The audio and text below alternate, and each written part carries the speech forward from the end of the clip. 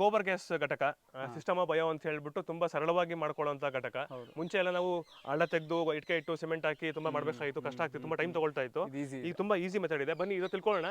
ಈಗ ನಿಜವಾಗ್ಲೂ ಒಂದು ಸ್ವಾವಲಂಬನೆ ಜೀವನ ಮಾಡ್ಬೇಕಾದ್ರೆ ನಮಗೆ ಮುಖ್ಯವಾಗಿ ಒಲೆ ಉರಿಸೋಕೆ ನಮ್ಗೆ ಒಲೆಗಳಿಲ್ಲ. ಇವತ್ತು ಸೌದೆ ಒಲೆ ಕಷ್ಟ ಆಗ್ತಾ ಇದೆ. ಸಿಟಿಗಳಲ್ಲಿ ಅಟ್ಲೀಸ್ಟ್ ಗೋಬರ್ ಗ್ಯಾಸ್ ಮಾಡ್ಕೊಂಡು ಸ್ವಲ್ಪ ಜಾಗ ಇದ್ರೆ ಇದಕ್ಕಿಂತ ಕಂಪ್ರೆಸ್ ಆಗಿ ಚಿಕ್ಕದಾಗಿರುವಂತದ್ದು ಬರ್ತಾ ಇದೆ. ತೋಟಗಳಂತೂ ಖಂಡಿತವಾಗ್ಲೂ ಎಲ್ಲರೂ ಇದನ್ನ ಮಾಡ್ಕೊಬಹುದು. ನೀವು ಹೇಳೋದ್ರಲ್ಲ ಸಗಣಿ ಹಸುಗಳು ಇದ್ರೆ ಇದೊಂದು ತುಂಬಾ ಮುಖ್ಯ. ನಮಗೆ ನಮ್ಮ ಮನೆ ಅಡುಗೆ ನಮಗೆ ನಾವೇ ಮಾಡ್ಕೊಂಡ್ಬಿಡ್ಬೋದು, ಯಾರ ಮೇಲೆ ಡಿಪೆಂಡ್ ಆಗೋದು ಬೇಡ. ಯುದ್ಧ ಇನ್ನೊಂದು ನಮ್ಗೇನೋ ಬಾಧಿಸೋದಿಲ್ಲ ಅನ್ಸುತ್ತೆ, ನಮ್ಗೆ ತೊಂದರೆ ಕೊಡೋದಿಲ್ಲ. ಸರಿ, ಇವಾಗ ನಮ್ಗೆ ಸ್ವಲ್ಪ ಇದ್ರ ಬಗ್ಗೆ ಹೇಳಿ ಸರ್, ಎಕ್ಸ್ಪ್ಲೇನ್ ಮಾಡಿ. ಸೊ ಇದು ಸಿಸ್ಟಮ್ ಬಯೋ ಅಂತ, ಇದು ತುಂಬಾ ಚೆನ್ನಾಗಿದೆ. ಅವ್ರದ್ದೇ ಸೆಟಪ್ ಎಲ್ಲ ಬಂದ್ಬಿಡುತ್ತೆ. ಇಲ್ಲಿ ನಾವು ಪ್ರತಿಯೊಂದು ಸಗಣಿನೂ ನಾವು ನೀಟಾಗಿ ತಗೊಂಡ್ಬಂದು ಇಲ್ಲಿ ಹಾಕಿ ಅದನ್ನ ನಾವು ನೀಟಾಗಿ ನೀರ್ ಹಾಕಿ ಕಲಿಸ್ತೀವಿ. 40 kg ಸಗಣಿ ಹಾಕಿದ್ರೆ 80 ಲೀಟರ್ ನೀರ್ ಹಾಕ್ಬಿಟ್ಟು ಇದು ಸ್ಲರಿ ಮಾಡ್ತೀವಿ. ಸ್ಲರಿ ಮಾಡಿ ಇದನ್ನ ಓಪನ್ ಮಾಡಿದ್ರೆ ಸ್ಲರಿ ಎಲ್ಲ ಒಳಗಡೆ ಹೋಗುತ್ತೆ. ಫುಲ್ ಆದಾಗ ಒಳಗಡೆ ಹೋಗುತ್ತೆ. ಓಕೆ. ಸೊ ನಾವು ಎಷ್ಟು ಇನ್ಪುಟ್ ಕೊಡ್ತೀವಿ ಒಳಗಡೆ ಹೋಗುತ್ತೆ, ಈ ತರ ಒಳಗಡೆ ಹೋಗುತ್ತೆ. ಸೊ ಇದೊಂದು ಈ ಗೋಬರ್ ಗ್ಯಾಸ್ ಟ್ಯಾಂಕ್ ಏನಿದೆಯಲ್ಲ, ಟ್ಯಾಂಕ್ ಕೆಳಗಡೆ ಅವ್ರು ಏನ್ ಮಾಡಿದ್ದಾರೆ, ಸಿಮೆಂಟ್ ಇಟ್ಕೆ ಇಟ್ಬಿಟ್ಟು ಸ್ವಲ್ಪ ನೀಟಾಗಿ ಪ್ಲಾಸ್ಟಿಂಗ್ ಮಾಡ್ಕೊಂಡಿದ್ದೀರಲ್ಲ. ಹೌದು. ಯಾಕಂದ್ರೆ ಇಲಿ ಹೆಗಣ ಏನೋ ಬರ್ಬೋದು ಇದು ಸಪೋರ್ಟ್ ಕೊಟ್ಟಿದ್ದಾರೆ.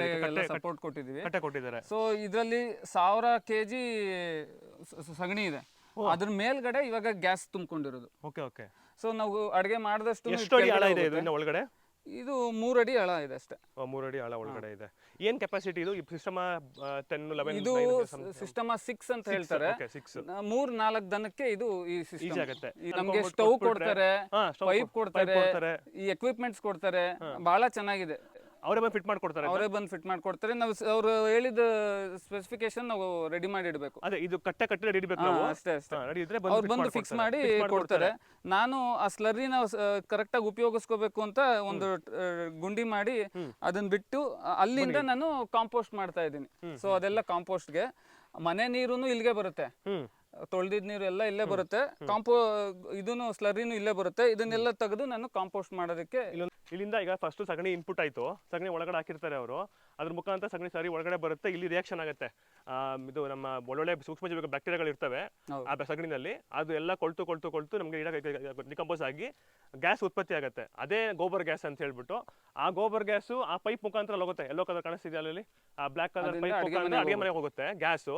ಇನ್ನೊಂದು ಮಿಕ್ಕಿರೋ ಸ್ಲರಿ ನಮಗೆ ಪ್ರತಿದಿನ ಈ ತರ ಆಚೆ ಬರುತ್ತೆ ಅಲ್ಲ. ಹೌದು, ಆಚೆ ಬರುತ್ತೆ. ನಾವು ಎಷ್ಟು ಒಂದು 120 ಲೀಟರ್ ಹಾಕಿದ್ರೆ 120 ಲೀಟರ್ ಸ್ಲರಿ ಆಚೆ ಬರುತ್ತೆ.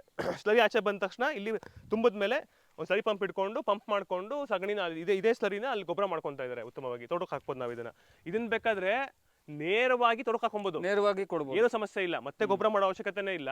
ಇವ್ರೇನ್ ಮಾಡ್ತಾ ಇದಾರೆ, ಹುಲ್ಲು ಬೇರೆ ಎಲ್ಲ ಕೃಷಿ ತ್ಯಾಜ್ಯ ಇರೋದ್ರಿಂದ ಅದಕ್ಕೂ ಬೇಗ ಗೊಬ್ಬರ ಆಗತ್ತೆ ಅಂತ ಹೇಳ್ಬಿಟ್ಟು ಇದನ್ನ ಬಳಸ್ಕೊಂತ ಇದ್ದಾರೆ. ಬೇಕಂದಾಗ ಅಲ್ಲೂ ಕೊಡ್ತೀವಿ, ಬೇಕಾದಾಗ ಅಲ್ಲೂ ಕೊಡ್ಕೊಬಹುದು. ಅತ್ಯುತ್ತಮವಾದಂತಹ ಮಾಡೆಲ್ ಇದು. ದಯವಿಟ್ಟು ಎಲ್ಲರೂ ಅಳವಡಿಸ್ಕೊಬೇಕು ಅಂತ ಈ ಮೂಲಕ ಎಲ್ಲರೂ ಪ್ರಾರ್ಥನೆ ಮಾಡ್ಕೊಂತ ಇದ್ದೀನಿ. ಬೇಕಾದ್ರೆ ಇದ್ರ ಯಾರು ಮಾಡ್ಕೊಡ್ತಾರೆ ಅವ್ರನ್ನ ನಂಬರ್ ಕೊಡಿ ಸರ್, ನಾನು ಲಾಸ್ಟಲ್ಲಿ ನಂಬರ್ ಕೂಡ ಹಾಕ್ತೀವಿ ವಿಡಿಯೋ ಕೆಳಗಡೆ. ಆ ಕಾಂಟ್ಯಾಕ್ಟ್ ಮಾಡಿ ಅದು ಮಾಡ್ಕೊಬಹುದು.